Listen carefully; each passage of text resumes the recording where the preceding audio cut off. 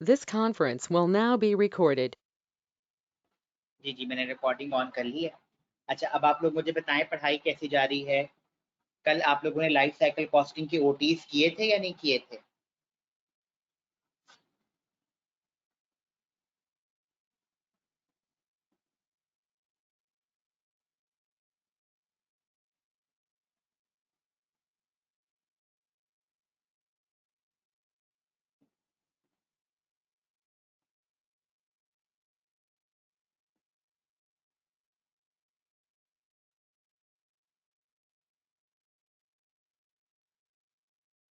चलें गुड, ये तो अच्छी बात है, आप लोगों ने ओटीज किए हैं।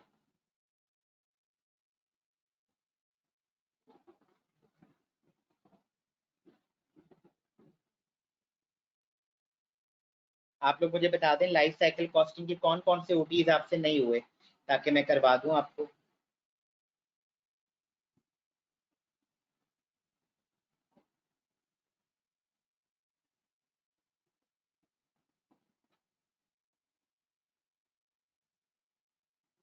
क्वेश्चन नंबर 2 और 5 नहीं हुआ, ठीक है।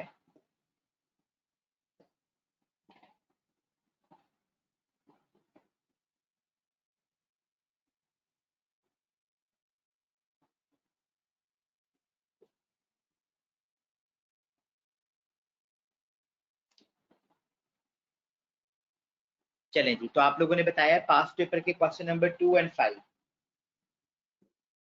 चलें जी, मैं जरूर लिख लेता हूँ यहाँ पर क्वेश्चन नंबर 2 और क्वेश्चन नंबर 5। तो ये देखें, ये है हमारे पास क्वेश्चन नंबर 2, और इसके बाद फिर हम क्वेश्चन नंबर 5 करेंगे, ठीक है। क्वेश्चन नंबर 2 वो क्या कहते हैं बेटा? क्वेश्चन नंबर 2 में रीड करने लगा हूँ, गौर से देखिएगा। वो कहते हैं the following statement have been made about life cycle costing, which of the above statement is और आर करेक्ट? कौन सी स्टेटमेंट है जो कि करेक्ट है?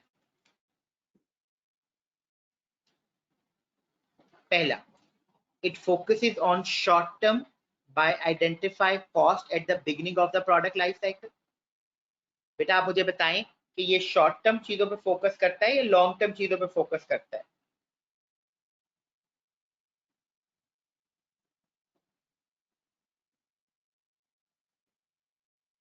लॉन्ग टर्म पे फोकस करता है, बिल्कुल ठीक बात है। शॉर्ट टर्म पे फोकस तो नहीं करता।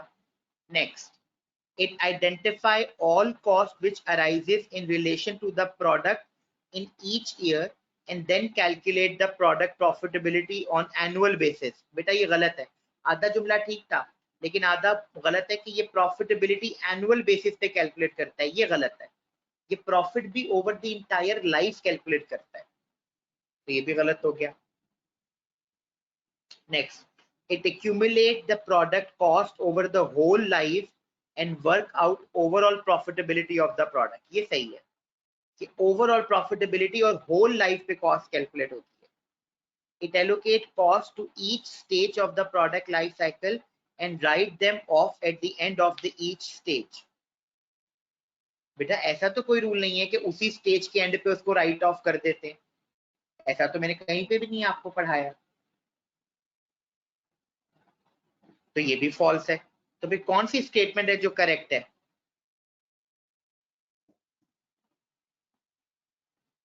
3 ओनली, तो beta is the correct option. Clear हो गया बच्चों?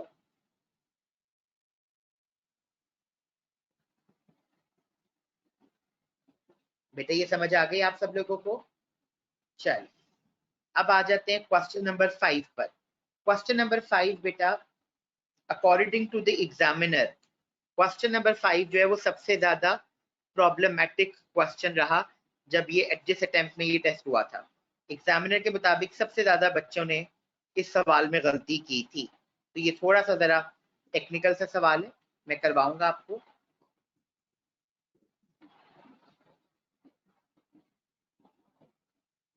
शानिश, जो लाइफ साइकिल कॉस्टिंग है ना बेटा, वो शॉर्ट, उसका फोकस शॉर्ट टर्म नहीं है, उसका तो फोकस लॉन्ग टर्म है। जब तक प्रोडक्ट का लाइफ साइकिल चलता रहेगा तब तक काम चलता रहेगा। लाइफ साइकिल कॉस्टिंग का शॉर्ट टर्म का तो मतलब होता है 1 साल के अंदर अंदर वाला, ठीक है। चलें जी, अब आ जाए क्वेश्चन नंबर 5 पे। पहले क्वेश्चन नंबर 5 पढ़ते हैं, फिर मैं आपको डिस्कस करवाऊंगा ताकि आप देख लें कि क्वेश्चन नंबर 5 में क्या है। ठीक है बच्चों,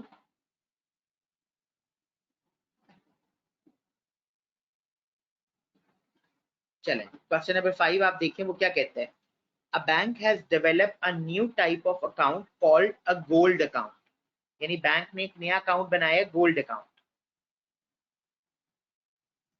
development and advertisement cost are 50,000, यानी डेवलपमेंट की कॉस्ट 50,000 है। At the start of each year for the next 4 years 1,000 customer are expected to open a gold account, यानी 1,000 कस्टमर अगले 4 सालों तक हर साल अपना अकाउंट ओपन करवाएंगे। एंड पे 300 ईच ईयर, और 300 रुपए पे किया करेंगे। Of 1,000 customers open who gold account 500 are expected to close the account after 1 year, यानी वो जो हर साल 1,000 कस्टमर आएंगे उसमें से 500 छोड़ जाएंगे और अगले साल सिर्फ 500 कंटिन्यू करेंगे। एंड 500 आफ्टर 2 year, और बाकी 500 2 साल बाद चले जाएंगे। यानी 1,000 कस्टमर आए, 1 साल बाद 500 चले गए और 1 साल बाद 500 चले गए। The banking estimate that it will cost 400 per customer to administer the gold account in the first year and 50 per customer in the second year, यानी पहले साल कस्टमर की कॉस्ट 400 रुपए है और अगले साल कस्टमर की कॉस्ट सिर्फ $50 है। वो क्या मांग रहा है, ignoring the time value of money what is the life cycle profit पर कस्टमर, वो कहते हैं लाइफ साइकिल का प्रॉफिट कैलकुलेट करके बताएं। ठीक है, तो शुरू करते हैं। अब ये प्रोजेक्ट जो है 5 सालों का है। Year 1,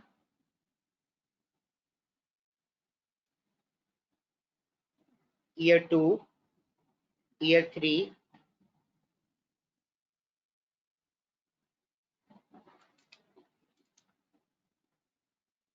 year 4 and year 5। ठीक है बच्चों, सबसे पहले तो बेटा हम बात करते हैं न्यू कस्टमर्स की। हर साल कितने कितने कस्टमर्स आएंगे, पहले साल भी 1,000 कस्टमर आएगा, दूसरे साल भी 1,000 कस्टमर आएगा, तीसरे साल भी 1,000 कस्टमर आएगा, चौथे साल भी 1,000 कस्टमर आएगा और 5वें साल कुछ भी नहीं, क्योंकि प्रोजेक्ट सिर्फ 4 साल का है। अच्छा, अब आएंगे एग्जिस्टिंग कस्टमर जो अगले साल कैरी फॉरवर्ड होने हैं। अब देखिए पहले साल तो कोई एग्जिस्टिंग कस्टमर नहीं है, लेकिन ईयर 2 में ईयर 1 में से सिर्फ 500 कस्टमर चले जाएंगे अगले साल। फिर ईयर 3 में ईयर 2 में से 500 कस्टमर चले जाएंगे ईयर 3 में। फिर ईयर 3 में से 500 कस्टमर चले जाएंगे ईयर 4 में, और ईयर 4 में से 500 कस्टमर चले जाएंगे ईयर 5 में। ऐसा ही है बच्चों।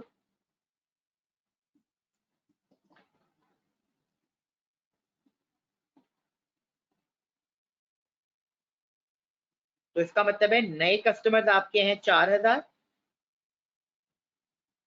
और उसमें से 2,000 आगे कंटिन्यू होने हैं। मैं दोबारा समझा देता हूं, इधर देखिएगा सारे बच्चे,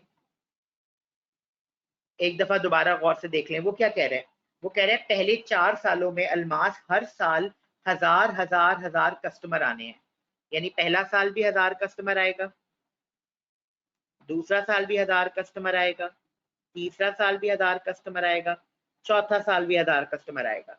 अच्छा, अब उसने क्या कहा था बच्चों कि इन 1,000 में से 500 पहले साल छोड़ के चले जाएंगे और बाकी 500 अगले साल चले जाएंगे। इसका मतलब है बेटा ये जो 1,000 थे इसमें से 500 तो ईयर 1 के एंड पे छोड़ जाएंगे, बाकी 500 कहाँ शिफ्ट हो जाएंगे, ईयर 2 में, वो एग्जिस्टिंग कस्टमर्स हैं, और ये बाकी 500 ईयर 2 के एंड पे छोड़ जाएंगे। अब ये जो ईयर 2 के 1,000 हैं इसमें से 500 ईयर 2 के खत्म होने पे छोड़ देंगे और बाकी 500 शिफ्ट हो जाएंगे ईयर 3 में, और फिर वो ईयर 3 के एंड पे खत्म हो जाएंगे। इसी तरह ईयर 3 के जो 1,000 कस्टमर्स हैं इसमें से 500 ईयर 3 के एंड पे चले जाएंगे छोड़कर, और बाकी 500 शिफ्ट हो जाएंगे ईयर 4 में, और वो ये ईयर 4 के एंड पे छोड़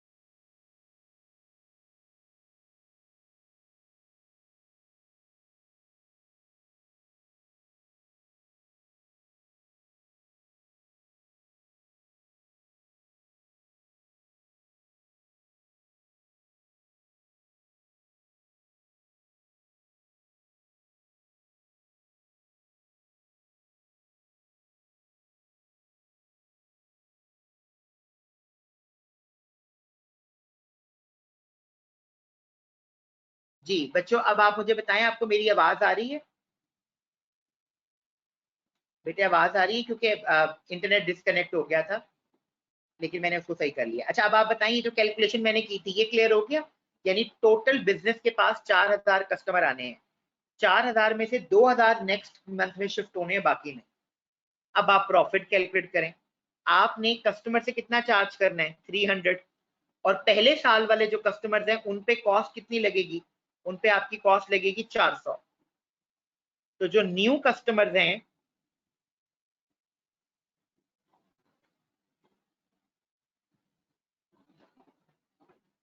न्यू कस्टमर से आप चार्ज करेंगे 300 और आपकी कॉस्ट है 400।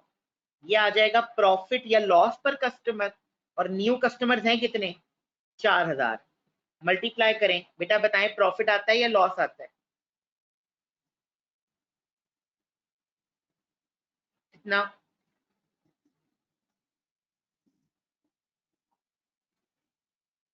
कितना लॉस आता है बच्चों? 400,000 का लॉस आता है। इसके बाद बच्चों, जो एग्जिस्टिंग कस्टमर थे, अब उनका प्रॉफिट या लॉस कैलकुलेट करते हैं।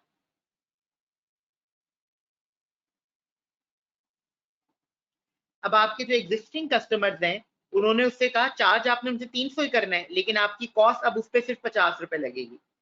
तो बेटा 300 आप चार्ज करोगे, कॉस्ट आपकी सिर्फ 50 लगेगी, मल्टीप्लाइड बाय, अब एग्जिस्टिंग कस्टमर कितने थे? सिर्फ 2000। मल्टीप्लाई करें तो इसे कमाए जाने वाला प्रॉफिट या लॉस बता दें कितना आता है? 500,000। नेट करेंगे तो आपके पास 1,00,000 रुपए का प्रॉफिट आ जाएगा। इसमें से अभी आपने एक कॉस्ट माइनस करनी है, और वो है डेवलपमेंट कॉस्ट।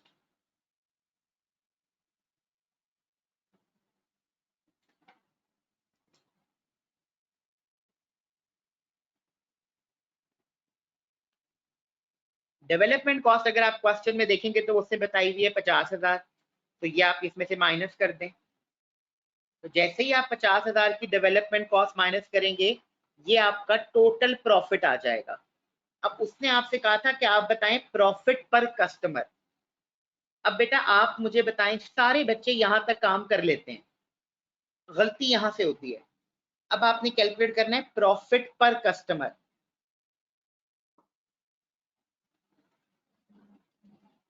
तो बेटा 50,000 का प्रॉफिट है, इसे नंबर ऑफ कस्टमर्स पे डिवाइड कर दें। बेटा बताएं नंबर ऑफ कस्टमर्स कितने हैं हमारे? बताइए नंबर ऑफ कस्टमर्स कितने हैं?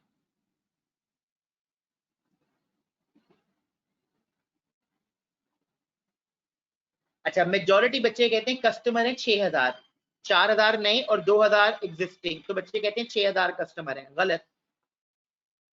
बेटा ये जो 2,000 कस्टमर्स हैं, ये कोई नए कस्टमर्स नहीं है, ये 2,000 यही 4,000 में से ही आगे ट्रांसफर हुए हैं। तो टोटल कस्टमर तो आपके 4,000 ही है ना, 4,000 से ज्यादा तो आए ही नहीं है। तो टोटल कस्टमर 4,000 ही थे, जिसमें से अगले साल से वादे शिफ्ट होते हैं, लेकिन पूरे प्रोजेक्ट के कस्टमर तो 4,000 से कभी ज्यादा हुए ही नहीं। ये गलती बच्चे कर लेते हैं इस सवाल में। बताइए क्या आता है प्रॉफिट?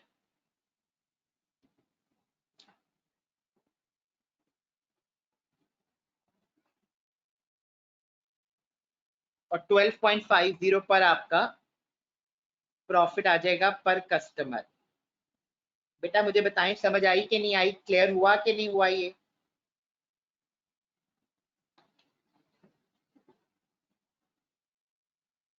बच्चों ये सवाल क्लियर हो गया? जवाब बाकी सारे बच्चे भी बताइए। हमारे साथ कौन कौन मौजूद है? 109652। बेटा आप अपना नाम चेंज करके असल नाम रख लें। अब्दुल्ला, शाहीन है, अहमद, अलमास, इरफान, अवाद, आयशा, दाऊद, फैजान, हमाद, हसन, HP, इसरार, जवाद, मोहम्मद हादिस, नबील, न्यूक्लियर वेपन, समरा, शहाब, शानिफ, तलहा। ठीक है, चलें जी, ये क्लियर हो गया। अब आप लोग मुझे बताएं किट का कोई सवाल जो आप लोगों से ना हुआ हो। किट के OTs बता दें। तलहा पास पेपर का कह रहे हैं क्वेश्चन नंबर 4 करवा दूं? किट के बताएं कौन कौन से क्वेश्चन नहीं हुए।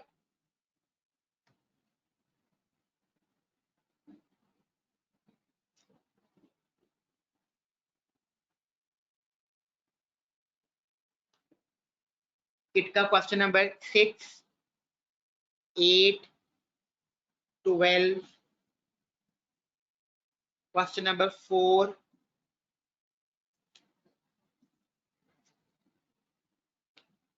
क्वेश्चन नंबर 2,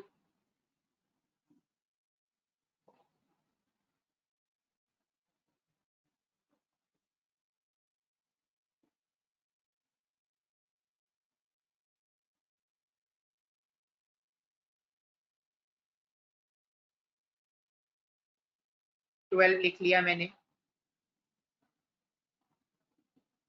10th,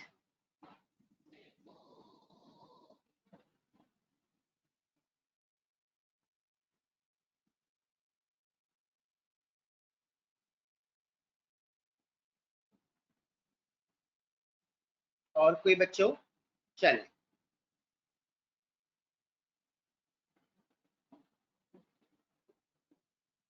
शुरू करते हैं एक एक करके। सबसे पहले क्वेश्चन नंबर 2 कर लेते हैं, ठीक है। तो ये आप लोगों के पास क्वेश्चन नंबर 2 है, और क्वेश्चन नंबर 2 में वो क्या कहता है, आपसे स्टेटमेंट मांग रहा है। तो शुरू करते हैं। क्वेश्चन नंबर 2 की स्टेटमेंट पूछ रहा है।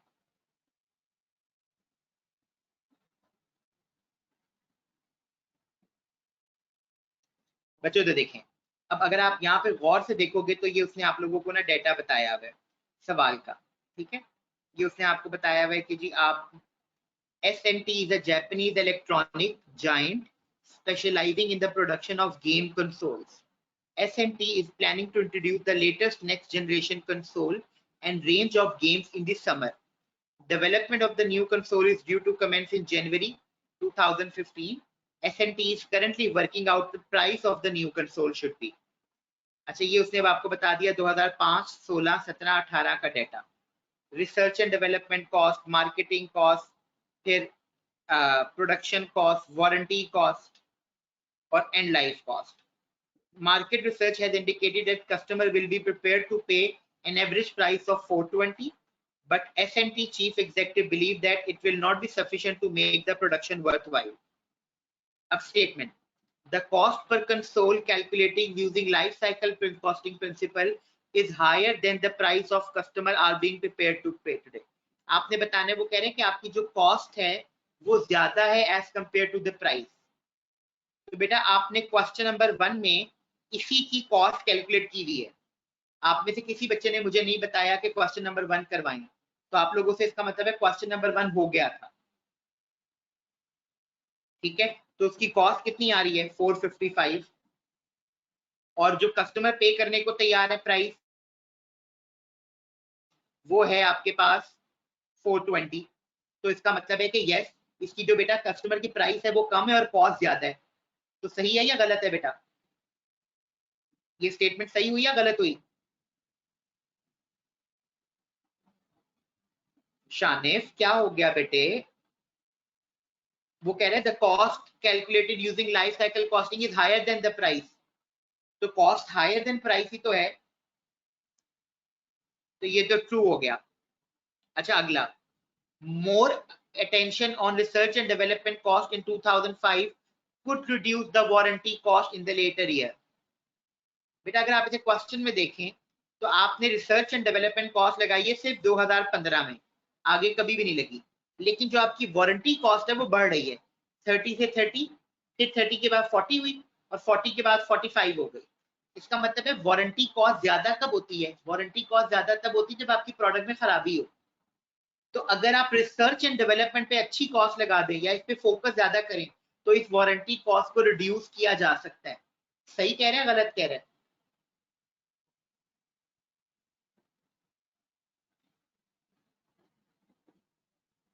बेटा स्टेटमेंट सही कह रहे हैं गलत कह रहे हैं? बिल्कुल सही कह रहे हैं कि अगर आप रिसर्च एंड डेवलपमेंट पे फोकस करें तो वारंटी कॉस्ट को सेव किया जा सकता है। तो ये स्टेटमेंट भी ट्रू है। तो both statements are true. Done. चलें जी, क्वेश्चन नंबर 2 तो हो गया। अब हम बढ़ते हैं क्वेश्चन नंबर 4 पे। 4 देख लीजिए, ये 4 आप लोगों के सामने है क्वेश्चन, तो हम देखते हैं इसकी कौन सी स्टेटमेंट सही है। बच्चों अब एक एक स्टेटमेंट पढ़ता जाते हैं। Product life cycle are becoming increasingly short. This means that traditional initial costs are an increasingly important component of product life cycle. ये बेटा बिल्कुल ठीक बात है। लाइफ साइकिल कॉस्टिंग की सिग्निफिकेंट इसलिए भी बढ़ गई है कि अब प्रोडक्ट की जो लाइफ है वो शॉर्ट है। यानी अब आप देखें प्रोडक्ट आती है, थोड़े दिनों बाद उसको रिप्लेस कर देता है कोई नई प्रोडक्ट, फिर एक प्रोडक्ट आती है, यानी बार बार आप मॉडल्स खुद नए लेकर आते हैं और अपनी पुरानी प्रोडक्ट को नई से रिप्लेस कर देते हैं। तो चूंकि अब प्रोडक्ट का लाइफ साइकिल शॉर्ट होने लगा है, प्रोडक्ट मार्केट में कम देर के लिए सर्वाइव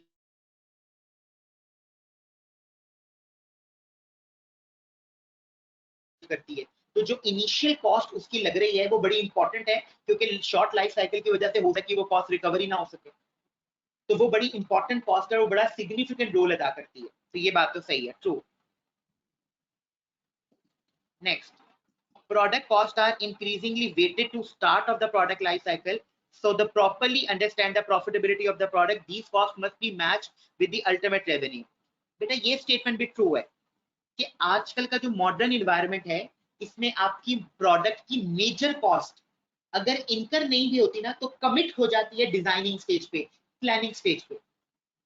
यानी डिजाइनिंग एंड प्लानिंग स्टेज पे आप मेजॉरिटी ऑफ कॉस्ट के बारे में कमिटमेंट कर लेते हैं कि ये खर्चा इनकर होना है। तो बेटा वो बड़ा इंपॉर्टेंट है कि उस कॉस्ट को जो आपने शुरू में कमिट कर ली है, वो through out the product profitability के साथ मैच की जा सके। ठीक है, तो पुराने जमाने में शायद इतनी ज्यादा डिजाइनिंग एंड प्लानिंग पे कॉस्ट नहीं लगती थी, लेकिन अब जब आप प्रोडक्ट को डिजाइन कर रहे होते हैं, प्लान आउट कर रहे होते हैं, तो मेजोरिटी कॉस्ट तभी आप उस पर क्या कर देते हैं, कमिट कर लेते हैं, प्लान कर लेते हैं कि ये खर्चा ऐसे होना है। तो प्रोडक्ट की प्रॉफिटेबिलिटी में वो खर्चा फिर कंसीडर किया जाना चाहिए, क्योंकि वो मेजर खर्चा है। बिल्कुल सही है ये वाली बात भी। अगला, the high cost of the research and design in the marketing in early stage in a product necessitate the high initial selling price. बेटा ये गलत है। बेटा अगर प्रोडक्ट की शुरू की स्टेज पे ज्यादा कॉस्ट लग रही है, इसका कतई ये मतलब नहीं है कि आपको सेलिंग प्राइस भी ज्यादा ही रखनी है। बेटा सेलिंग प्राइस कम होनी चाहिए या ज्यादा होनी चाहिए, ये सिर्फ किसी एक फैक्टर पे बेस नहीं करता, ये बहुत सारे फैक्टर से बेस करता है। फॉर एग्जाम्पल, आपने स्किमिंग करनी है या पेनिट्रेशन करनी है, प्रोडक्ट का लाइफ साइकिल शॉर्ट है या लॉन्ग है, प्रोडक्ट के फीचर्स नए हैं या पुराने हैं, प्रोडक्ट यूनिक है या नहीं है, प्रोडक्ट जिन कस्टमर्स के लिए बनाई जा रही है वो ज्यादा पैसे देने को तैयार हैं या नहीं। यानी प्राइस का डिसीजन सिर्फ कॉस्ट की बेस पे नहीं होता, बहुत सारी चीजों की बेस पर होता है। और अगर बेटा प्रोडक्ट की इनिशियल स्टेज पे कॉस्ट ज्यादा है, लेकिन प्रोडक्ट का लाइफ साइकिल 30 साल है, तो हो सकता है कि आप शुरू में भी प्राइस ज्यादा चार्ज ना करो और आप चाहो कि initial cost Aahista Aahista recover कर लेंगे, क्योंकि अगर ज्यादा प्राइस चार्ज की तो हो सकता है कस्टमर हमारी प्रोडक्ट ही ना खरीदे। तो मल्टीपल फैक्टर्स की वजह से प्राइस डिसाइड होती है, तो ये जरूरी नहीं है कि इनिशियल स्टेज पे अगर कॉस्ट ज्यादा है तो प्राइस भी ज्यादा होगी। तो ये स्टेटमेंट तो फॉल्स है। Next, traditional capital budgeting technique do not attempt to minimize the cost or maximize the revenue over the entire life. बिल्कुल ठीक बात है। बेटा हमारा जो ट्रेडिशनल तरीका है उसमें हम क्या करते हैं, 2011 का रेवेन्यू बढ़ाओ, 2011 की कॉस्ट कम करो, फिर 2012 का रेवेन्यू बढ़ाओ, 2012 की कॉस्ट कम करो, 2013 का रेवेन्यू बढ़ाओ, 2013 की कॉस्ट कम करो। यानी हम पीरियोडिकली रेवेन्यू या कॉस्ट बढ़ाने की कोशिश करते हैं, over the entire life cost बढ़ाने की कोशिश नहीं करते। तो ये स्टेटमेंट भी ट्रू है। तो बताएं कौन कौन सी स्टेटमेंट ट्रू है बच्चों।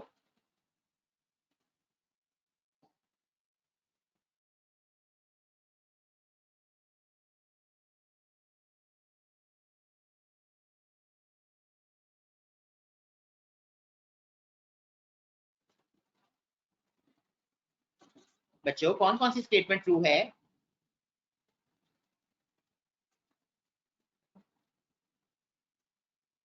बच्चों आवाज आ रही है, हेलो।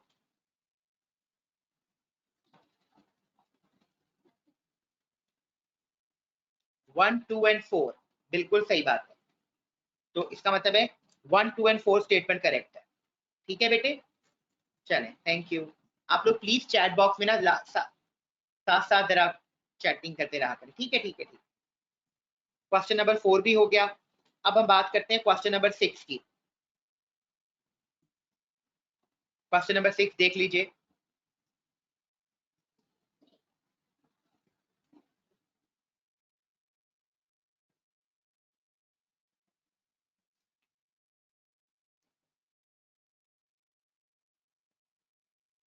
ये मैंने क्लिप कर लिया क्वेश्चन नंबर 6। अब जरा देखें। Company B is about to being developing a new product for the launch of its existing market.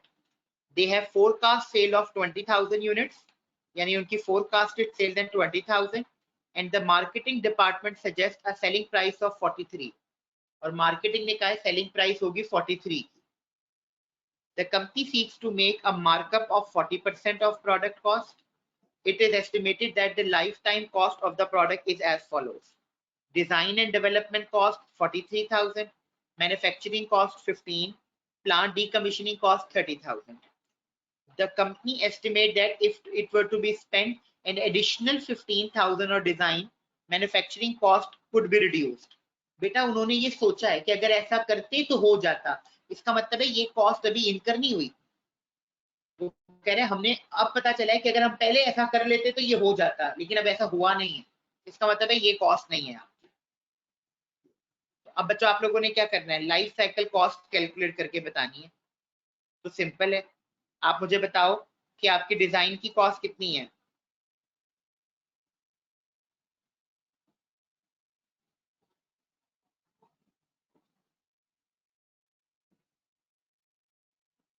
$43,000। फिर आपकी मैन्युफैक्चरिंग कॉस्ट, जिसे आप प्रोडक्शन कॉस्ट भी कहते हैं,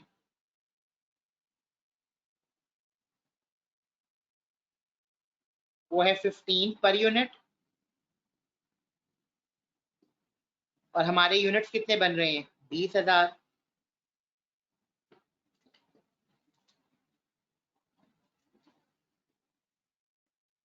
बेटा ये कितना बनता है,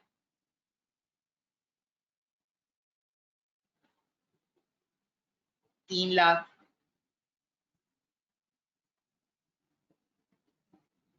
फिर उसके बाद बच्चों को कहते हैं प्लांट डीकमीशनिंग कॉस्ट है,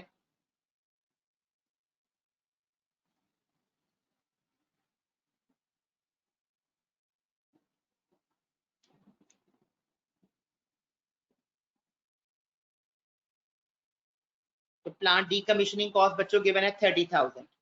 क्या इसके अलावा कोई और कॉस्ट है हमारे पास,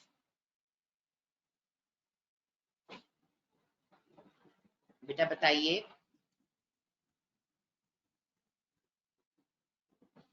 तो बेटा टोटल कॉस्ट कितनी हो गई बताएं।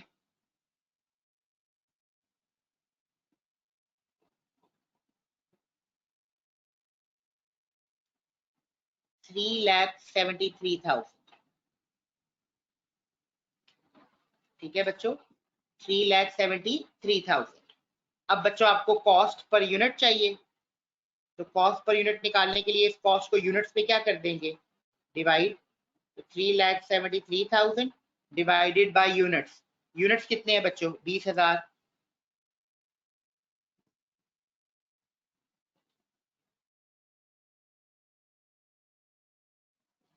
तो कॉस्ट पर यूनिट कितनी आई,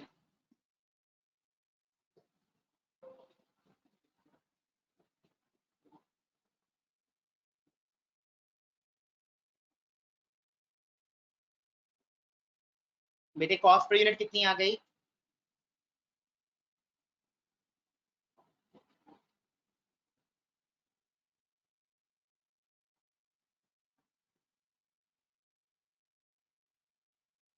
18.65। तो 18.65 is the correct answer, right? चलें जी, क्वेश्चन नंबर 6 भी हो गया। Now will move to question number 8। Again ये थ्योरेटिकल क्वेश्चन है, देख लेते हैं 8 का क्या आंसर है जी। वो कहते हैं which two of the following statement of life cycle costing are true। A product is usually most profitable during the growth phase of its product. बेटा नहीं, बेटा ग्रोथ स्टेज पे तो प्रोडक्ट प्रॉफिटेबल होना शुरू होती है, लॉस से प्रॉफिट को टच करती है, तो ये तो गलत है। मोस्ट प्रॉफिटेबल तो मैच्योरिटी स्टेज पर होती है।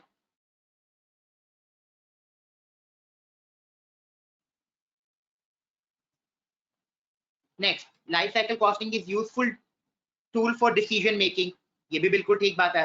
Life cycle costing is useful for deciding the price of the product. बिल्कुल ठीक है, ट्रू। लाइफ साइकिल कॉस्टिंग जो है वो प्राइसिंग डिसीजन में मदद दे सकती है।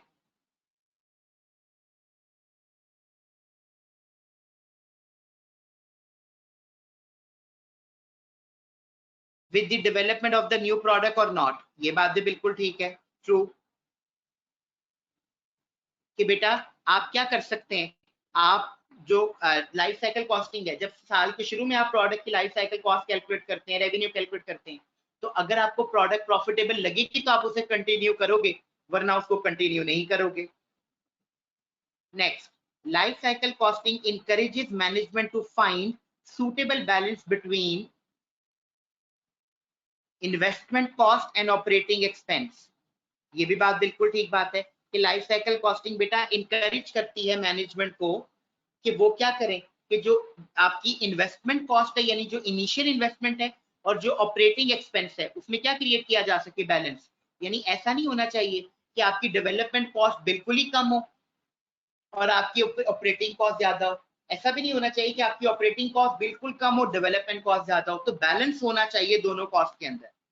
तो बच्चों ये स्टेटमेंट भी ट्रू है। तो सवाल पैदा होता है कि उसने तो पूछा था विच टू ऑफ द फॉलोइंग, लेकिन यहाँ पे तो तीनों सही हैं। तो बेटा आप लोगों ने घबराना नहीं है, ये सवाल में गलती है, ये तीनों स्टेटमेंट ही करेक्ट है। अच्छा, ये ना बच्चों कैप्लन की किट का क्वेश्चन है, ठीक है, एक बात गौर से देख लें। ये कैप्लन की किट का सवाल है, और कैप्लन की किट में उन्होंने इस स्टेटमेंट को, ये जो सेकंड स्टेटमेंट है, इसको गलत कहा। बेटा ये गलत नहीं है, ये स्टेटमेंट सही है। आप कैप्लन की स्टडी टेक्स्ट में देख लें, वो बताते हैं कि लाइफ साइकिल कॉस्टिंग का फायदा ये है कि ये आपको प्राइसिंग डिसीजन लेने में मदद करती है। हमने जो हैंड आउट पढ़ा था उसमें लिखा हुआ भी था, तो आपने घबराना नहीं है। कैप्लन और बीपीपी की किट में कुछ गलतियां हैं, तो ये याद रखें, ये तीनों स्टेटमेंट करेक्ट है। ठीक है बच्चों, तो आपने अपना भरोसा, अपना विश्वास सहमात पे बनाए रखना है, घबराना नहीं है।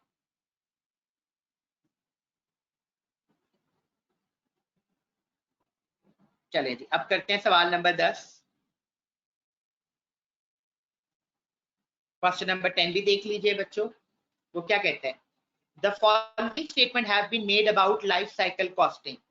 Life cycle costing can be applied to a product with short life cycle cost, can be applied to. अच्छा, ये सिर्फ यहां तक है, ये आगे वाली स्टेटमेंट रिपीट हो रही है।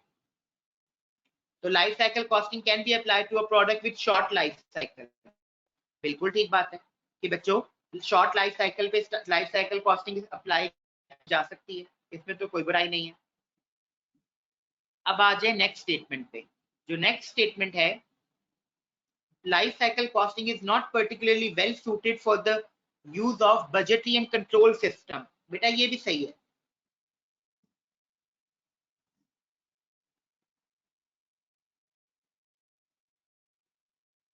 इधर देखिएगा बेटा, सारे बच्चे गौर से देखिएगा कि जो लाइफ साइकिल कॉस्टिंग है ना, वो ज्यादातर, इसको ये इंपॉर्टेंट समझने वाला पॉइंट है कि जो लाइफ साइकिल कॉस्टिंग है ना, उसका ज्यादा अहम किरदार है प्लानिंग में, उसका ज्यादा अहम किरदार कंट्रोल में नहीं है। यानी बजटरी कंट्रोल का क्या मतलब होता है बेटा, बजटरी कंट्रोल का मतलब होता है आप साल के शुरू में बजट बनाओ, साल के एंड पे एक्चुअल को बजट से कंपेयर करो। तो लाइफ साइकिल कॉस्टिंग में ऐसे तो नहीं होता कि आप साल के शुरू में बजट बना रहे हो और साल के एंड पे उसको एक्चुअल रिजल्ट को बजट से कंपेयर कर रहे हो। लाइफ साइकिल कॉस्टिंग में तो आप बात कर रहे हैं प्रोडक्ट की इंटायर लाइफ की। तो जो बजटरी कंट्रोल है, उसका कंट्रोल करने का तरीका बिल्कुल मुख्तलिफ है। तो life cycle costing budgetary control तरीके के साथ बहुत ज्यादा सूट नहीं करता। तो ये बात बिल्कुल ठीक है, बोथ स्टेटमेंट्स आर करेक्ट। समझ आई ये वाली बात कि नहीं आई बच्चों?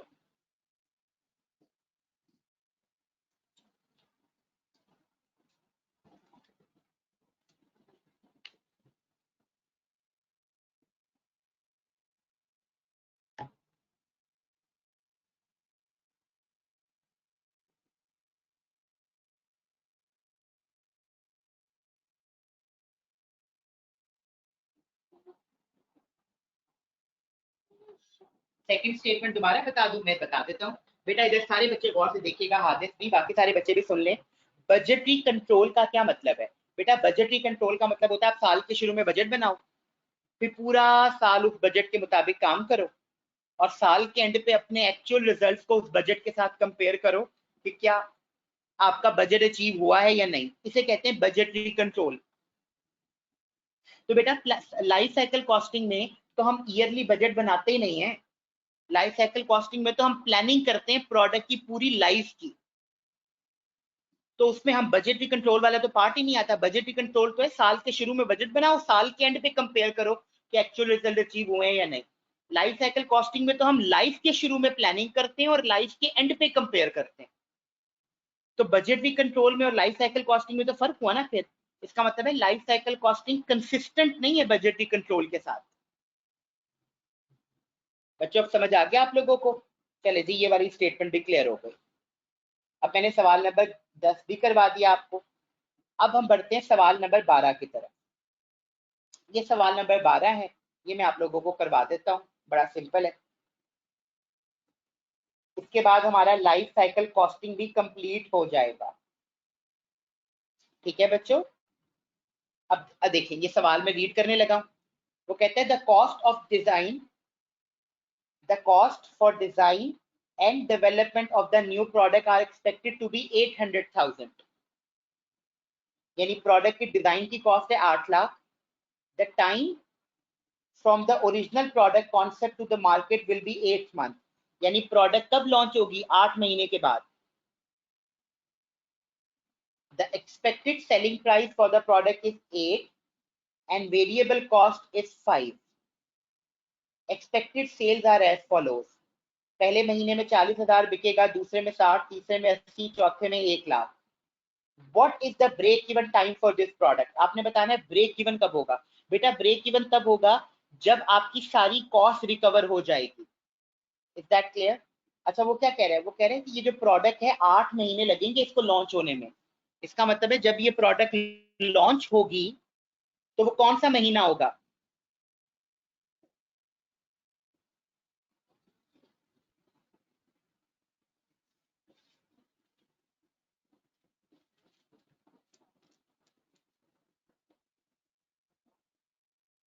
नहीं नहीं बच्चों, 8 महीने के बाद लॉन्च होनी है।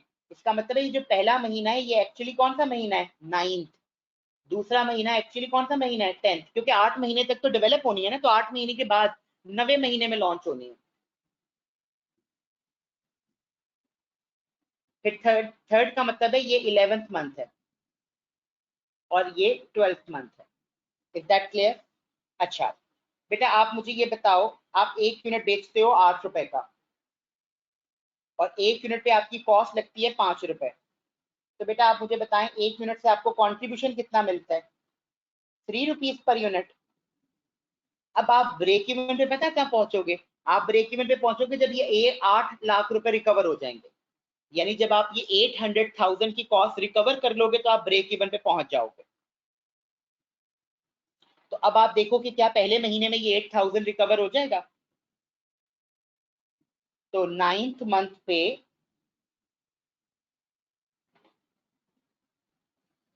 आपने बेचने हैं 40,000 यूनिट्स।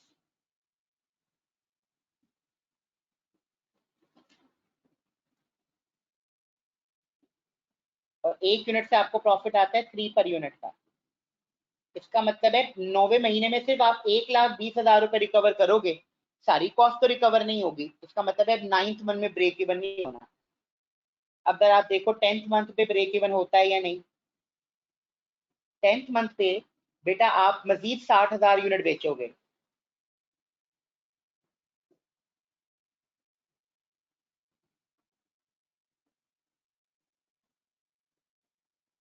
ये बनेगा 1,80,000। इसका मतलब ये है कि 10th मंथ पे जाकर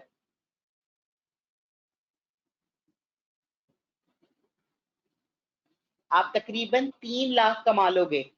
लेकिन अभी भी 8 लाख कमाना था, तो इसका मतलब है अभी भी ब्रेक इवन पे नहीं पहुंचेंगे।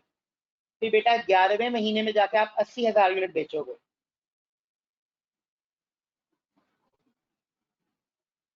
और 1 यूनिट से कमाएंगे 3 रुपीज पर यूनिट, ये बनेगा 2,40,000। तो ये बन जाएगा 5,40,000। इसका मतलब है 11th मंथ में माशाल्लाह 5,40,000 कमा लेंगे, लेकिन अभी भी ब्रेक इवन नहीं होना। उसके बाद आप बेचेंगे 1 लाख यूनिट। जब 1 लाख यूनिट बेचेंगे तो अल्लाह अल्लाह करके बाहर आप लोगों की जिंदगी में आ जाएगी, क्योंकि 3 लाख का प्रॉफिट, तो इसका मतलब है ये 8,40,000 हो गया। और 8,40,000 में से जब आप 8 लाख माइनस करोगे तो आपका प्रॉफिट आ जाएगा। इसका मतलब है 12वें महीने में खुशखबरियां आ जाएंगी। तो कब जाके ब्रेक इवन पूरा हो रहा है बताइए जी? 12th मंथ पर।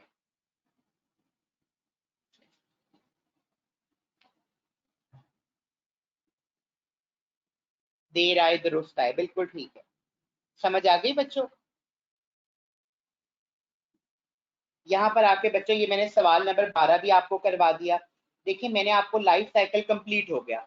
मैंने आपको लाइफ साइकिल कॉस्टिंग का एक पास पेपर का ओटी केस था वो करवा दिया। अच्छा मैं आपको तैयारी में पढ़ाता कैसे हूँ, मैं किट के सारे ओटीज करवाता हूँ, यानी ओटीज मैं किट के सारे करवाता हूँ, पास्ट पेपर के भी सारे ओटीज करवाता हूँ, ओटी केस करवाता हूँ। जो किट के ओटी केसेस है ना, किट के ओटी केसेस वो मैं रिविजन में करवाता हूँ। ठीक है बच्चों? तो पास्ट पेपर के सारे ओटीज, पास्ट पेपर के सारे ओटी केसेस और किट के सारे ओटीज हम क्लास में साथ साथ करेंगे, और जो किट के ओटी केसेस हैं वो मैं रिविजन में करवाता हूँ। जी हादिस बताइए, सवाल नंबर 15 कहा है जी, एक बच्चे ने कि बता दें।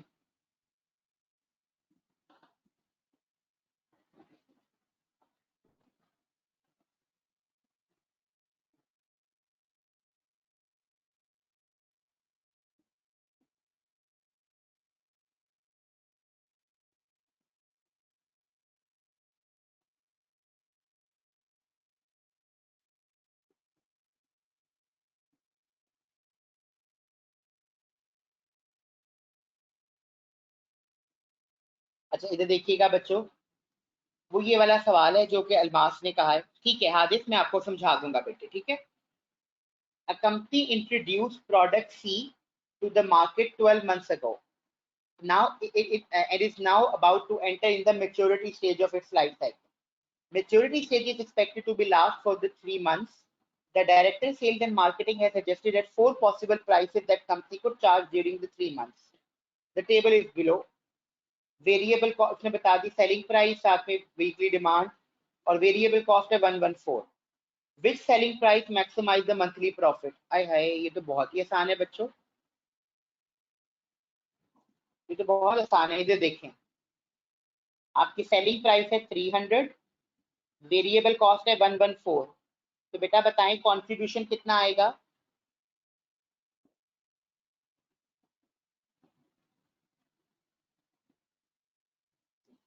186 का कंट्रीब्यूशन आएगा पर यूनिट।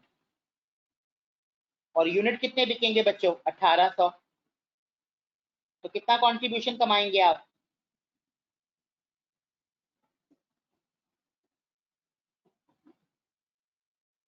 3,34,800।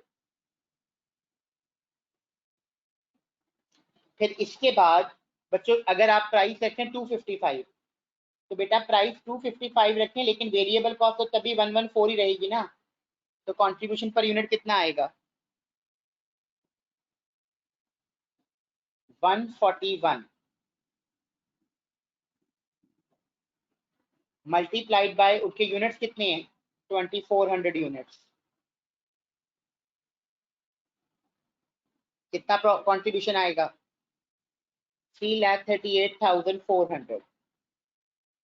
तो आप हर प्राइस पे देख लो कंट्रीब्यूशन ज्यादा कहाँ आ रहा है। अगर सेलिंग प्राइस 240 हो, वेरिएबल कॉस्ट अभी भी 114 रहेगी, बताइए कंट्रीब्यूशन कितना आएगा? 126 पर यूनिट, और यूनिट बिकने हैं 3600।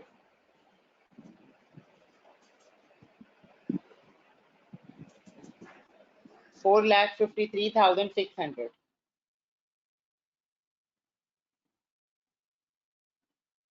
अगर सेलिंग प्राइस 225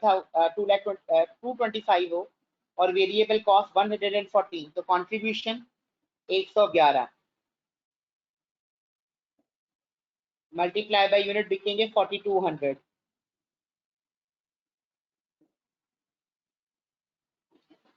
4,66,200। तो बेटा बताइए कौन सी प्राइस है जो सबसे ज्यादा आपको प्रॉफिट कमा के दे रही है? 225 वाली। तो this is the your maximum price वाली प्रॉफिट। ठीक है जी, ये वो प्राइस है जो आपको मैक्सिमम फायदा देगी।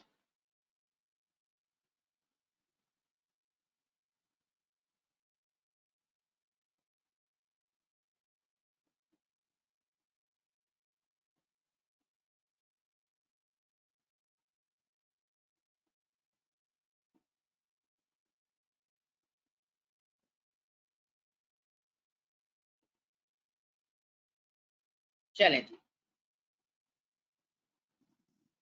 इशार नूर यूनिट सेम होंगे तो वो एक अलग सिचुएशन है, लेकिन हमारे पास तो उसने बताया हुआ ना कि सेलिंग प्राइस चेंज होगी तो यूनिट भी चेंज होंगे। डन। ये बच्चों हम लोगों ने पूरा का पूरा लाइफ साइकिल कॉस्टिंग जो है वो कंप्लीट कर लिया। अब हमारा लाइफ साइकिल कॉस्टिंग खत्म हो गया, अब हम बढ़ेंगे नेक्स्ट चैप्टर की तरफ, और वो है बच्चों टारगेट कॉस्टिंग। अच्छा, नेक्स्ट वीक इंशाल्लाह आपका life cycle costing, activity based costing और टारगेट कॉस्टिंग का टेस्ट है। Next week life cycle costing, target costing और एक्टिविटी बेस्ड कॉस्टिंग का टेस्ट है। अहादिस, आपने जो सवाल मुझसे पूछा है आप मुझे व्हाट्सएप पे बता देना, तो मैं उस ओटी केस का आपको आंसर बता दूंगा। ठीक है बेटे?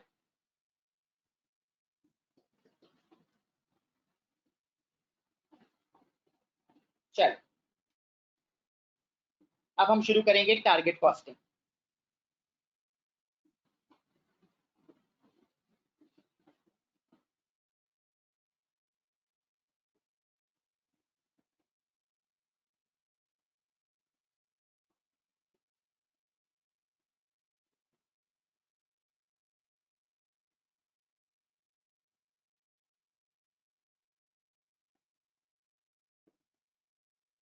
एक मिनट दे दे बस मुझे।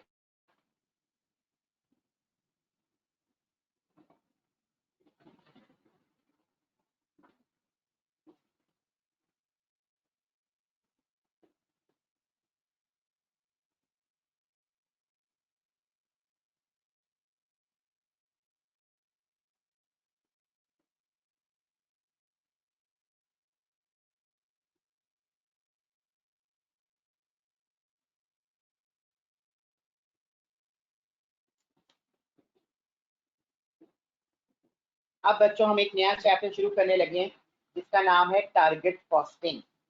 ठीक है, अब आप लोग जरा गौर से देखिएगा कि टारगेट कॉस्टिंग क्या है।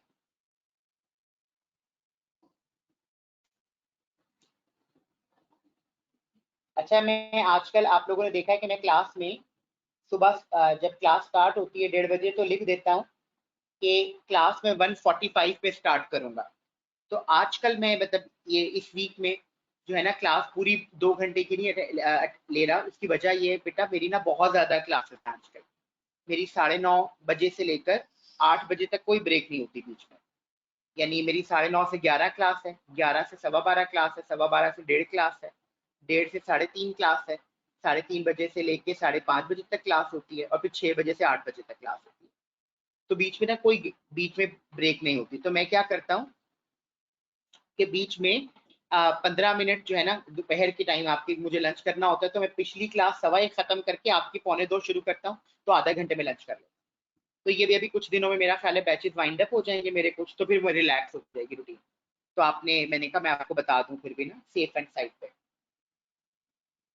कभी आप सोचेंगे सर हमाद की तो मौजें पूरी नहीं हो रही, क्योंकि बच्चे बड़े तेज होते हैं ना बच्चे। हाँ बेटे नबील, आधा घंटा लिया करो, उसके बाद बेटा सिलेबस खत्म ना और तुम लोग मेरे खिलाफ लॉन्ग मार्च निकाल रहे हो, है ना, कि सर हमाद हाय हाय, सर हमाद हाय हाय।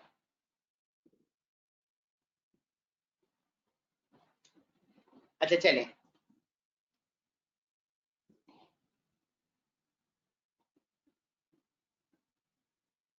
है ना जवाब वैसे वाकई। जिंदगी को। और सबसे इम्पोर्टेंट बात ये कि जो फेस टू फेस क्लास होती है ना, उसमें आप इंजॉय कर रहे होते हैं, यानी आप भी सामने हैं, मैं भी सामने हूँ, तो जरा हमारी सलाम दुआ होती जाती है, बंदा को 4 बातें किसी को लगाता है, 2 बातें सुन लेता है। भाई खाली कमरे में आप सोचें, इस वक्त मैंने लाइट बत्ती बुझाई हुई है, अंधेरे में मैं पागलों की तरह बोलने जा रहा हूँ। ये तो हाल है आज तो। और अब तो मैंने फिर थोड़ा थोड़ा, मुझे बड़ी आदत थी ऊंचा ऊंचा बोलने की ना, मैं काफी तेज बोलता था पहले, तो मेरे घर वाले समझते थे ये पागल हो गया, मेरी अम्मी कहती थी ये तो पागल हो जाएगा, इतना ऊंचा बोलता है। फिर मैंने अब आहिस्ता आहिस्ता, क्योंकि घर वाले हैरान होना शुरू हो जाते हैं कि इसको क्या हो गया, तो अब मैं जरा आहिस्ता आहिस्ता बोलना शुरू हुआ। जी इसरार, आप सोचें। अच्छा चलें, बिस्मिल्लाहिर्रहमानिर्रहीम, शुरू अल्लाह के नाम से जो बड़ा ही मेहरबान निहायत रहम करने वाला है।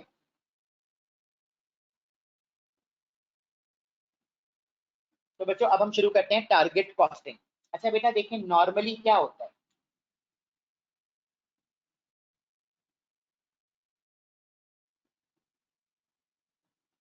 नॉर्मली सारे बच्चे गौर से देखिएगा, जो हमारा नॉर्मली का मतलब है, मैं बात कर रहा हूँ ट्रेडिशनल तरीका,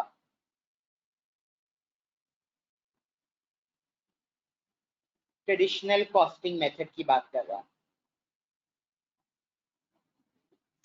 ठीक है, जो हमारा ट्रेडिशनल कॉस्टिंग मेथड है उसमें क्या होता है बेटा, उसमें हम सबसे पहले कैलकुलेट करते हैं कॉस्ट पर यूनिट, यानी सबसे पहले कॉस्टिंग की जाती है। फिर जब कॉस्ट पर यूनिट कैलकुलेट हो जाती है तो उसमें ऐड करते हैं अपना प्रॉफिट, और जैसे ही प्रॉफिट ऐड करते हैं तो हमारे पास आ जाती है सेलिंग प्राइस। ऐसा ही है ना, आप लोग अपनी पुरानी स्टडीज में भी यही पढ़ते आए हो कि भाई सबसे पहले कैलकुलेट करो कॉस्ट पर यूनिट, दूसरे नंबर पे उसमें ऐड करो प्रॉफिट, तो आ जाएगी सेलिंग प्राइस। जैसे मैं एक एग्जांपल दूं कि जी मैंने ये कहा कि फॉर एग्जांपल मैंने मार्कर बनाना है, ठीक है, मैं सोच रहा हूँ क्यों ना मार्कर बनाने का काम शुरू किया जाए। तो मैंने सोचा कि मैं मार्कर बनाऊंगा 70 रुपए का, और मैंने कहा मैं उस पर प्रॉफिट कमाऊंगा 40 रुपए का।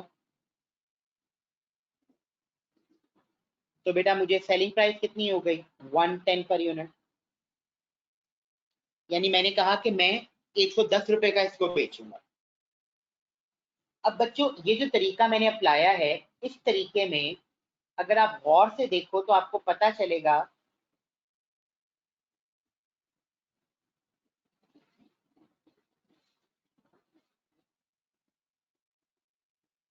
कि आपकी जो सेलिंग प्राइस है इस सिचुएशन में वो मुकम्मल तौर पे इंडिपेंडेंट है।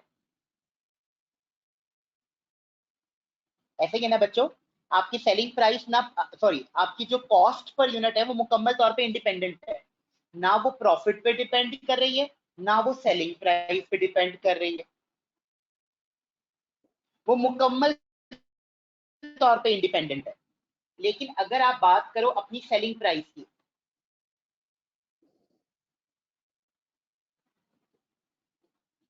तो बेटा आपकी जो सेलिंग प्राइस है वो है डिपेंडेंट। वो किस पे डिपेंडेंट है, वो डिपेंड कर रही है आपकी कॉस्ट पर और प्रॉफिट पर। कॉस्ट या प्रॉफिट में से कोई भी चीज ज्यादा होगी तो सेलिंग प्राइस ज्यादा होगी, कॉस्ट या प्रॉफिट में से कोई चीज कम होगी, सेलिंग प्राइस कम होगी। और इस सिचुएशन में बेटा आपकी आप ये जो आपकी प्राइस है वो बेसिकली क्या है, रिजल्टेंट फिगर है।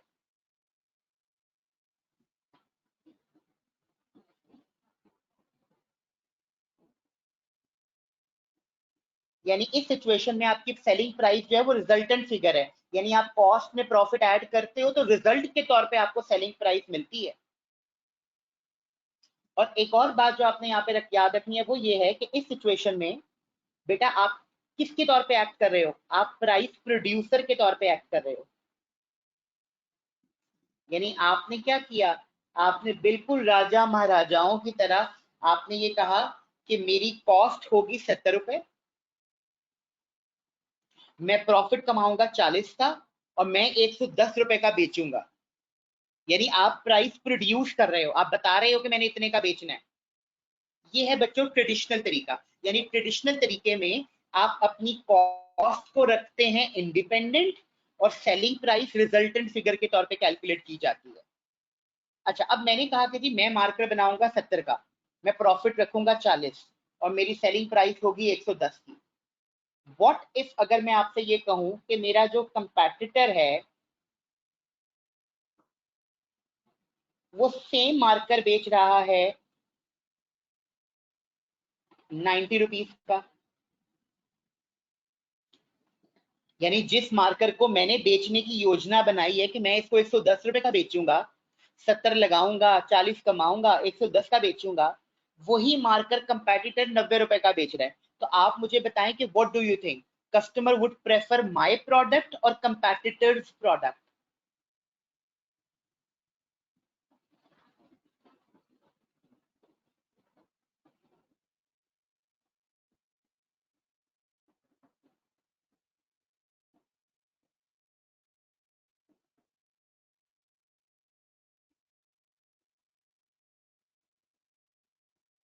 बिल्कुल ठीक बात है।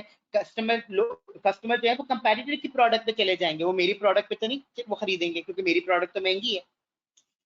यहाँ पर बच्चों टारगेट कॉस्टिंग वाले स्टेप इन करते हैं। यानी यहाँ पर टारगेट कॉस्टिंग वाले डिस्कशन में एंटर होते हैं। टारगेट कॉस्टिंग वाले कहते हैं हमाद, ये जो तुमने राजाओं महाराजाओं वाला अपना मुगलिया दौर स्टार्ट किया है ना, कि जी मैं 70 लगाऊंगा, 40 कमाऊंगा और 110 का बेचूंगा, उन्होंने कहा ये सिर्फ एक सूरत में हो सकता है, जब आप प्राइस प्रोड्यूसर हो, जब मार्केट में सब लोग आपकी प्राइस पे चलते हो, जब आप मार्केट में आपकी इतनी यानी आपकी मार्केट में वो पोजीशन हो कि आप प्राइस प्रोड्यूस कर सकें और सारे उस प्राइस को फॉलो करें। उन्होंने कहा अगर तो ऐसा है, अगर तो मार्केट में हर बंदा ये देखेगा कि जी हमाद अगर 110 का बेच रहा है तो मैंने भी 110 का बेचना है, तब तो ठीक है हमाद तुम बेचो 110 का। लेकिन टारगेट कॉस्टिंग वालों ने कहा हमाद अब वो वक्त चला गया है। उन्होंने कहा आजकल का जो मॉडर्न इन्वायरमेंट है वहां तो बड़ा टफ कंपटीशन होता है, वहां पे इतना सख्त कंपटीशन है कि हर एक कंपनी दूसरे कंपनी से प्रॉफिट और कस्टमर छीनने में लगी हुई है। तो उन्होंने कहा जहां इतना टफ कंपटीशन हो, मार्केट में बहुत सारे लोग बेचने वाले हो, वहां पर आप प्राइस प्रोड्यूसर नहीं होते, वहां पे आपकी मजबूरी है, आप प्राइस प्रोड्यूसर नहीं है, वहां पर आप प्राइस टेकर होते हैं। यानी वहां पे आप ये नहीं कहते कि मैंने इतने का बेचना है, वहां पे आप ये देख रहे थे भाई सब कितने का बेच रहे हैं, फिर मुझे भी उतने का ही बेचना पड़ेगा। यानी टारगेट कॉस्टिंग वालों ने कहा कि देखो हमार, आप जहां जिस मार्केट में टफ कंपटीशन है, आप सख्त कंपटीशन का सामना कर रहे हैं अपने कंपैटिटर की तरफ से, तो उस मार्केट में आप प्राइस प्रोड्यूसर नहीं होते, आप अपनी मर्जी से प्राइस नहीं बढ़ा सकते, वहां पर आपकी मजबूरी है। सब 90 रुपए का बेच रहे हैं तो आपको भी 90 का बेचना पड़ेगा, क्योंकि अगर आपने 90 से ज्यादा का बेचा तो कोई बंदा आपकी प्रोडक्ट खरीदने को तैयार ही नहीं होगा। जी जी। तो टारगेट कॉस्टिंग वालों ने कहा कि भाई ये आप गलत कर रहे हैं, ये नहीं होना चाहिए। तो फिर मैंने टारगेट कॉस्टिंग वालों से पूछा, मैंने कहा बताओ भाई फिर क्या होना चाहिए। उन्होंने कहा कि हम आपको बताते हैं कि आपने काम कैसे करना। अच्छा, अब टारगेट कॉस्टिंग वाले क्या कहते हैं? टारगेट कॉस्टिंग वाले कहते हैं आपने सबसे पहले लेनी है मार्केट की सेलिंग प्राइस।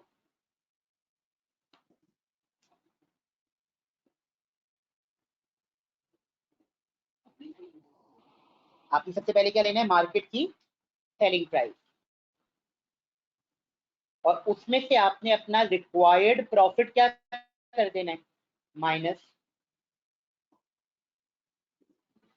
और जैसे ही आप अपना रिक्वायर्ड प्रॉफिट इसमें से माइनस करेंगे, आपके पास अपना टारगेट कॉस्ट आ जाएगी।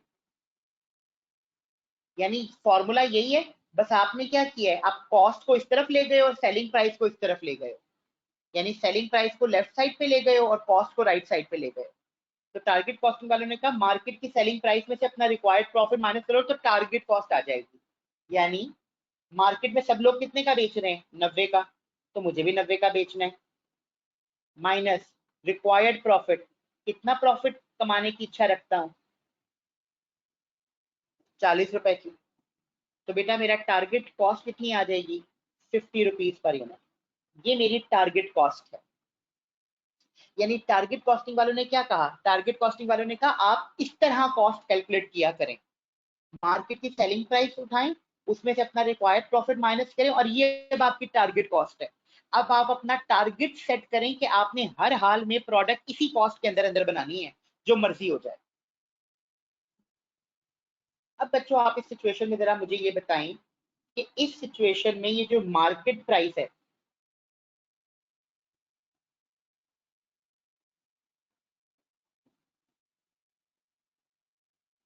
इसको आपने क्या कर दिया, इंडिपेंडेंट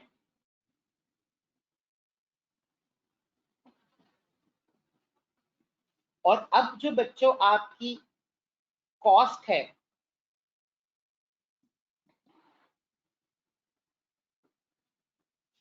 इसको आपने क्या कर दिया,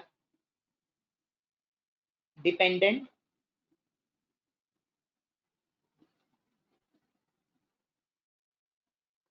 अब बच्चों आपकी कॉस्ट रिजल्टेंट फिगर है,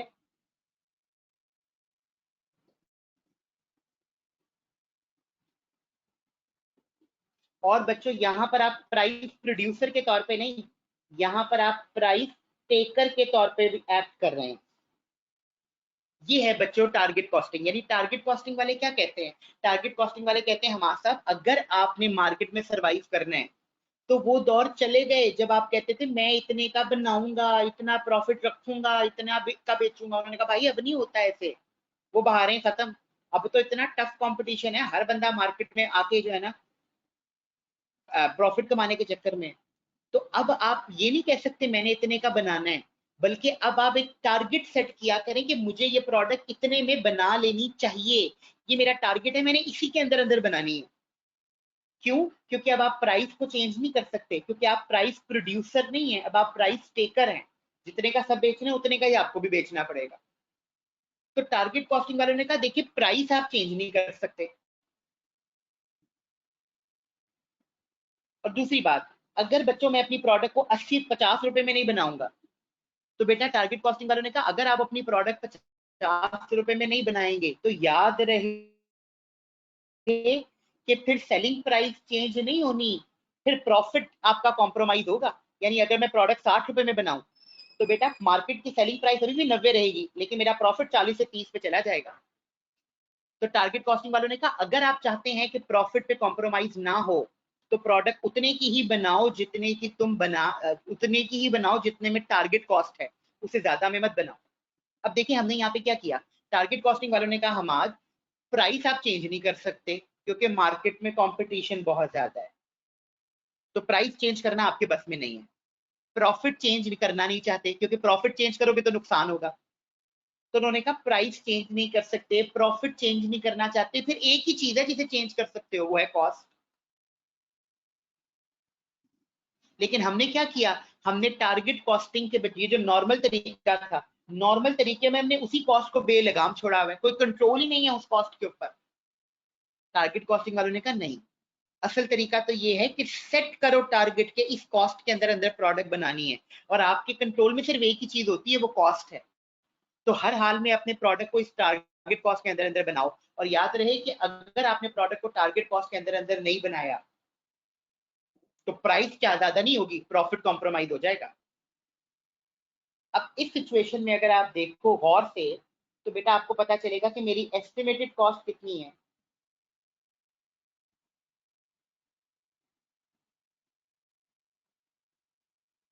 70।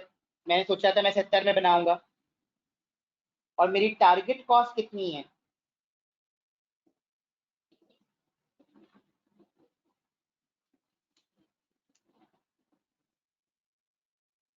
50। जब इन दोनों का आप डिफरेंस लेते हैं ना, तो उसे कहते हैं कि बच्चों ये आ गया है टारगेट कॉस्ट गैप।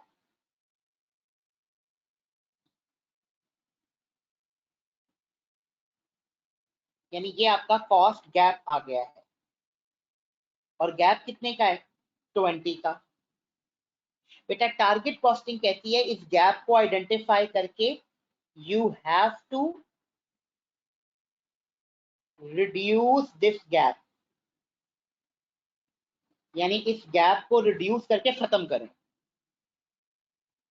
अगर ये गैप का खत्म हो गया तो आप प्रोडक्ट 90 का बेचकर 40 रुपए का प्रॉफिट कमाएंगे। लेकिन अगर ये गैप कम नहीं हुआ तो बेटा प्रोडक्ट 90 की ही बिकेगी, लेकिन प्रॉफिट 40 का नहीं होगा, फिर प्रॉफिट कॉम्प्रोमाइज हो जाएगा। ये है टारगेट कॉस्टिंग। यानी टारगेट कॉस्टिंग वाले क्या कहते हैं, मार्केट की सेलिंग प्राइस में से अपना रिक्वायर्ड प्रॉफिट माइनस करो, वो टारगेट कॉस्ट आएगी, और आपका टारगेट है कि आपने अपना प्रोडक्ट उसी में बेचनी है हर हाल में।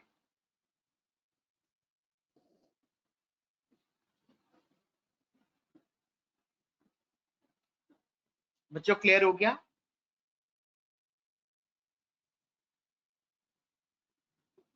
तैयब हसन, अगर आपकी एस्टिमेटेड कॉस्ट टारगेट से कम है तो बेटा फिर तो टारगेट कॉस्टिंग यूज करने का फायदा ही नहीं है, तब तो आप ऑलरेडी बारे न्यारे हैं आपके, फिर तो आप ऑलरेडी सस्ता बनाकर महंगा बेच रहे हो।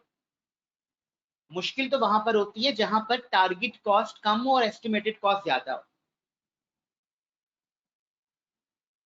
क्लियर हो गया? अच्छा, अब हम लोग देखेंगे कि how to reduce cost gap, यानी इस कॉस्ट गैप को कैसे रिड्यूस किया जा सके। What methods are available to reduce this target cost gap, यानी कौन कौन से मेथड्स अवेलेबल हैं जिससे टारगेट कॉस्ट गैप रिड्यूस किया जा सकता है। बहुत सारे मेथड्स हैं जी, बिल्कुल शानिद, ऐसे ही है बच्चों। अब बहुत सारे मेथड्स हैं कॉस्ट गैप को कम करने के। जैसे बेटा देखिए यहाँ पे सबसे पहले लिखा हुआ है इफेक्टिव बाइंग ऑफ मटेरियल, यानी आप मटेरियल को इफेक्टिव तरीके से बाइंग करें। अच्छा, इफेक्टिव बाइंग का क्या तरीका है, दो तरीके हो सकते हैं इफेक्टिव बाइंग के, या तो नया सप्लायर ढूंढे जो सस्ता बेचता हो, या सप्लायर के साथ अच्छी निगोसिएशन करें, या डिस्काउंट अवेल करें, ठीक है, या इंक्रीज लेबर एफिशिएंसी, यानी लेबर की एफिशिएंसी इंक्रीज करें, कैसे, लेबर को ट्रेनिंग प्रोवाइड करें, इससे भी कॉस्ट कम हो सकती है। फिर रिड्यूस नंबर ऑफ कंपोनेंट्स, कि नंबर ऑफ कंपोनेंट्स को रिड्यूस करें। बिल्कुल बेटा, जैसे फॉर एग्जांपल अगर मैं आपसे ये कहूं कि आपकी एक प्रोडक्ट है, वो प्रोडक्ट जो है बेटा 4 कंपोनेंट्स को मिला के बन रही थी। अब आप देखो कि क्या आपकी प्रोडक्ट जो है वो 3 कंपोनेंट्स को मिलाकर बन सकती है। अगर 3 को मिलाकर बन सकती है तो 3 में बनाओ ना, 4 कंपोनेंट लगाने की क्या जरूरत है। जैसे मैं एक एग्जांपल देता हूं, फॉर एग्जांपल आप कुल्फा आइसक्रीम बनाते हैं। अब कुल्फा आइसक्रीम में आपने बादाम भी ड्राई फ्रूट्स के तौर पे डालने हैं, आपने पीनट्स भी डालनी है, आपने कैश्यू नट भी डालना है, आपने पिस्ता भी डालना है, आपने चिलगोजे भी डालने हैं। तो बेटा बजाय इसके कि आप सारे ड्राई फ्रूट्स डालो, आप इसमें से देखो कि कौन से 3 ड्राई फ्रूट्स हैं जिनके साथ बन सकता है कुल्फा, बाकी ड्राई फ्रूट्स ना डालो। आपने क्या किया, कंपोनेंट्स को रिड्यूस कर दिया।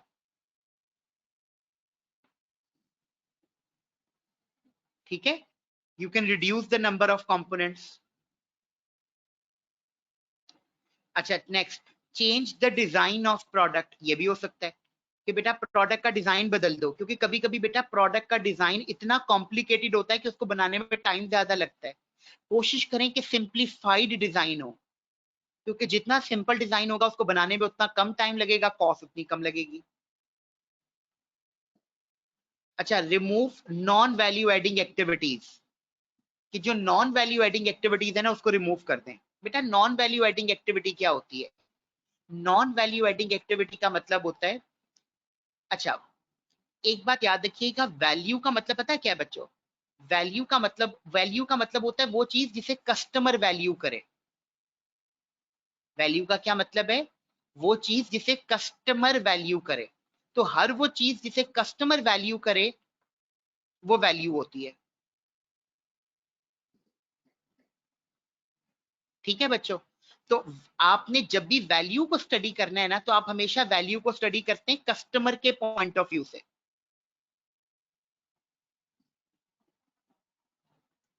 तो value for non value adding activities क्या है, आप आइडेंटिफाई करो कि वो कौन कौन सी चीजें हैं, वो कौन कौन सी एक्टिविटीज हैं, वो कौन कौन से फीचर्स हैं जिसे कस्टमर वैल्यू कर रहा है। जिन फीचर्स को, जिन प्रोडक्ट के एलिमेंट्स को, जिन एक्टिविटीज को कस्टमर वैल्यू कर रहा है उसको मत छेड़ें। लेकिन बाकी चीजें जिन्हें कस्टमर वैल्यू ही नहीं कर रहा उसे रिमूव कर दें, क्योंकि सिर्फ वो करें जो कस्टमर चाहता है, एक्स्ट्रा कुछ करने की जरूरत नहीं है। जैसे मैं आपको एक एग्जांपल देता हूँ, बेटा पहले पुराने जमाने में 100 रुपए का बड़ा कार्ड होता था। आहिस्ता आहिस्ता कंपनीज ने ये रिकग्नाइज किया कि भाई कस्टमर को तो कार्ड से कोई लेना देना नहीं है, वो तो कार्ड से नंबर स्क्रैच करके बैलेंस लोड करता है और उसके बाद कार्ड फेंक देता है। तो उन्होंने क्या करना शुरू किया, उसी 100 रुपए वाले कार्ड में से अब 400 रुपए के कार्ड बना दिए, यानी 400 वाले कार्ड बना दिए, कार्ड का साइज छोटा कर दिया। क्यों? क्योंकि उनको पता था कि कार्ड का साइज कस्टमर वैल्यू नहीं करता, कस्टमर के लिए इंपॉर्टेंस बैलेंस की है, कार्ड की नहीं है। ये नॉन वैल्यू एडिंग एक्टिविटी है। नहीं समझ आई? जैसे बच्चों फॉर एग्जाम्पल अगर मैं आपसे बात करूं, पुराने जमाने में जब नोकिया का फोन आता था, तो बेटा नोकिया का फोन आप लेने जाए ना, तो जो डब्बा बॉक्स पैक फोन मिलता था नोकिया का, उसके ऊपर ना बड़ा फाइन क्वालिटी का एक प्लास्टिक लगा होता था और उसके ऊपर नोकिया नोकिया प्रिंट होता था। और जब भी कोई बंदा डब्बा पैक फोन खरीदता था ना, तो फिर वो उस प्लास्टिक को अनसील करता था, तो उसका शशका ही और था। ये वो छाती चौड़ी करके फिरता था कि तेरे भाई ने खुद नोकिया की सील ओपन की है।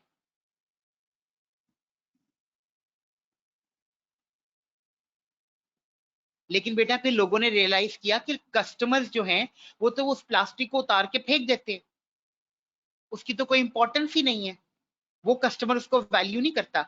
और अब क्या हुआ है बेटा, अब आप देखें, अब फोन आते हैं तो इतनी सी छोटी सी सिल्वर कलर की एक पन्नी लगी होती है जिसको काट कर अपने सारे जज्बात ठंडे कर लेते हैं आप। अब वो प्लास्टिक की शीट होती ही नहीं है। क्यों? क्योंकि वो एक नॉन वैल्यू एडिंग एक्टिविटी थी।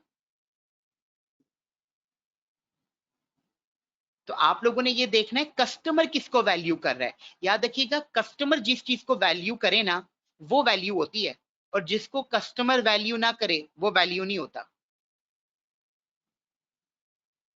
मैं जैसे फॉर एग्जांपल पूरा मैं एक जमाने में बहुत ज्यादा ना क्लास में, अभी भी अब ऑनलाइन क्लास में तो नहीं करता, लेकिन फेस टू फेस क्लास में मेरी बहुत आदत होती थी कि मैं आधा जुमला बोलता था और आधा एक्सपेक्ट करता था बच्चे कंप्लीट करेंगे। यानी मेरे तो घर में भी ये हालत हो गई थी कि मैं कहता था आज बनेंगे दाल, तो मेरा दिल करता था घर वाले कहेंगे चावल। यानी हालात इस हद तक खराब हो गए।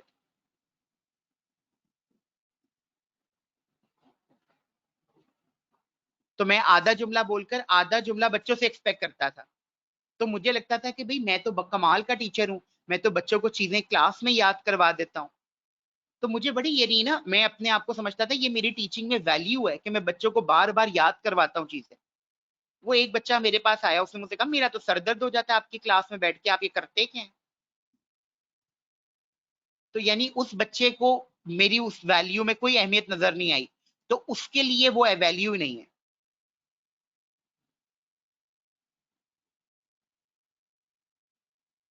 क्लियर हुआ बच्चों आपको?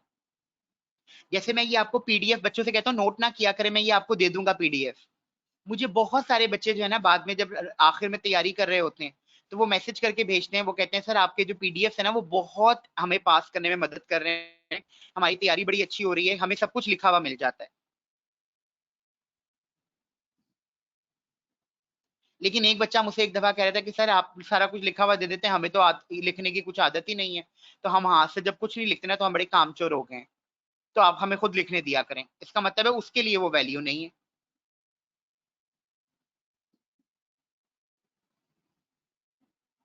तो वैल्यू कस्टमर की नजर से है, कस्टमर जिसको देखें, आपने याद रखना कस्टमर जो है ना वो सर आंखों पर है, कस्टमर जो कहे वो ठीक है। ठीक है बच्चों? अच्छा नेक्स्ट, नेक्स्ट होता है यूज स्टैंडर्डाइज्ड कंपोनेंट्स। बेटा ये भी बड़ी इंपॉर्टेंट बात है कि आप कोशिश करें कि अगर आप 4 प्रोडक्ट्स बनाते हैं तो कोशिश ये करें कि चारों प्रोडक्ट में एक ही जैसे कंपोनेंट यूज होते हो। अगर बेटा आपकी हर प्रोडक्ट को बनाने का तरीका, अगर आपकी हर प्रोडक्ट को बनाने के कंपोनेंट डिफरेंट डिफरेंट है, अलग अलग हैं, तो बेटा आपकी कॉस्ट भी ज्यादा लगेगी। लेकिन अगर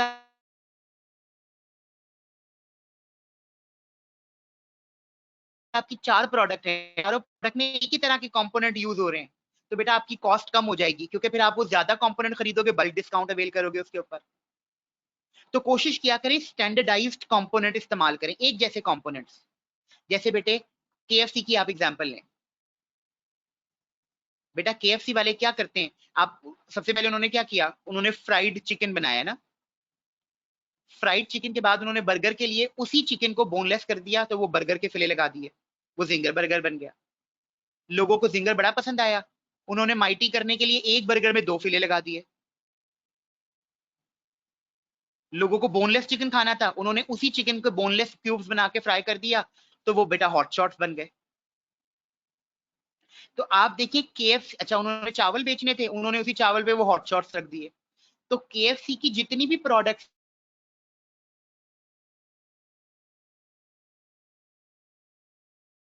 हैं, सब में एक ही चीज यूज हो रही है, और वो है वो फ्राइड क्रम्बली चिकन।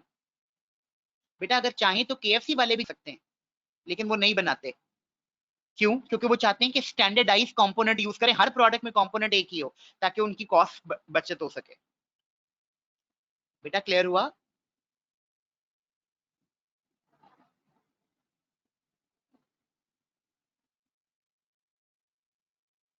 बेटे क्लियर हो गया? अच्छा नेक्स्ट है न्यू प्रोडक्शन टेक्निक। नई से नई प्रोडक्शन टेक्निक्स बनाएं, आइडेंटिफाई करें, ताकि नई ज्यादा प्रोडक्शन मेथड लेटेस्ट हो, कॉस्ट कम होगी। Reduce material wastage, material wastage को रिड्यूस किया जा सके। यूज डिफरेंट सब्सटीट्यूट, नए सब्सटीट्यूट ढूंढें। बेटा सब्सटीट्यूट का क्या मतलब होता है, बताइए सब्सटीट्यूट का क्या मतलब है?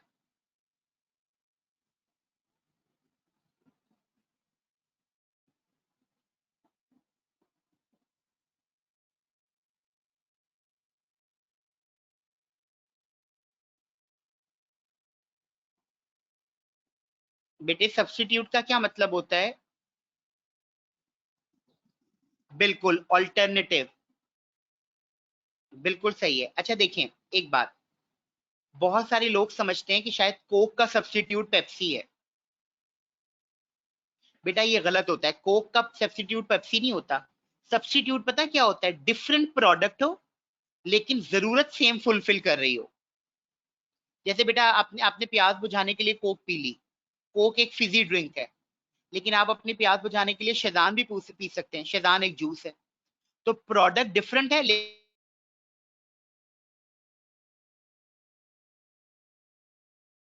लेकिन मकसद सेम फुलफिल हो रहा है। क्लियर हो गया आपको?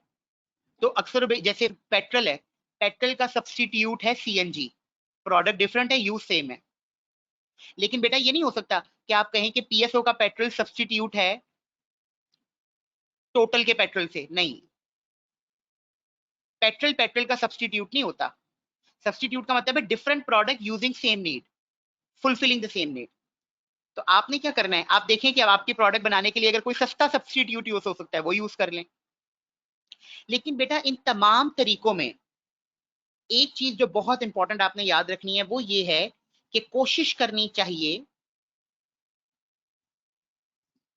कि टारगेट कॉस्टिंग में कॉस्ट गैप कम करते हुए प्रोडक्ट की क्वालिटी पे कॉम्प्रोमाइज ना हो।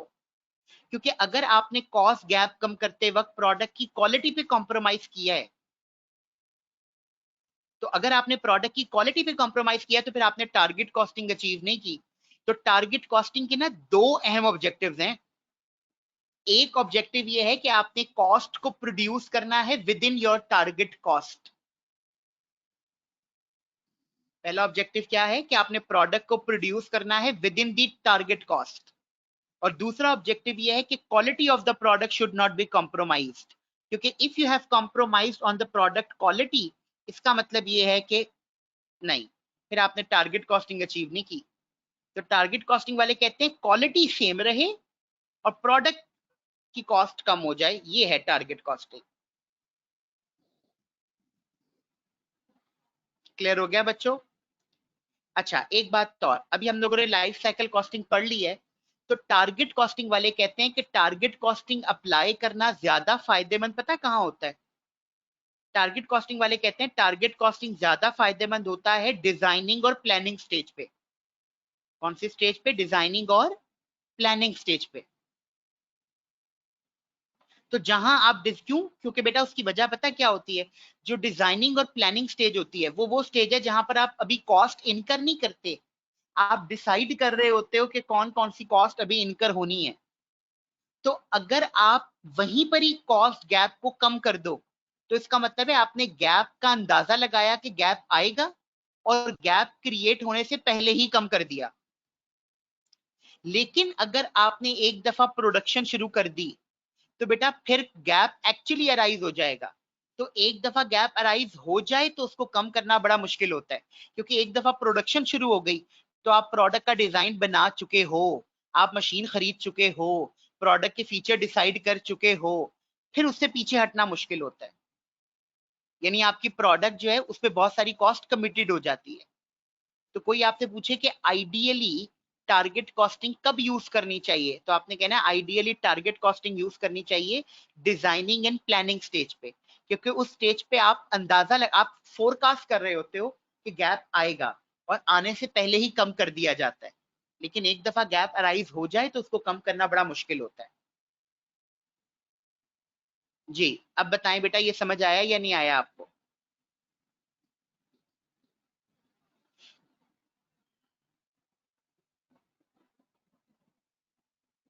हाँ बिल्कुल तैयब हसन, लेबर की ट्रेनिंग करवाने से कॉस्ट इनकर होगी, लेकिन अगर आप 100 रुपए की कॉस्ट लगा के 300 रुपए की सेविंग कर लो तो बेहतर है ना।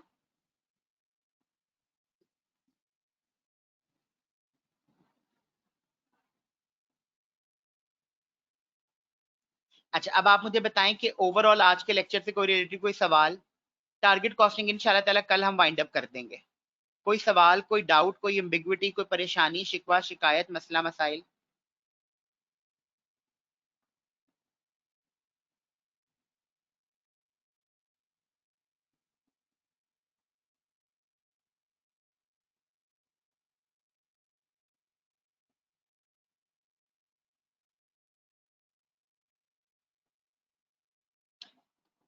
चले, ये बच्चों मैंने आपको करवा दिया, बाकी इंशाल्लाह ताला मैं जो है ना कल करवाऊंगा अब आपको, और कल इसका ना टारगेट कॉस्टिंग को हम वाइंड अप कर लेंगे। ठीक है। अच्छा पीडीएफ में इंशाल्लाह ताला आप लोगों को भेज दूंगा अभी थोड़ी आज, मतलब 8 बजे के बाद भेजूंगा। ठीक है। चलें, खुदा हाफिज बच्चों, खुदा हाफिज।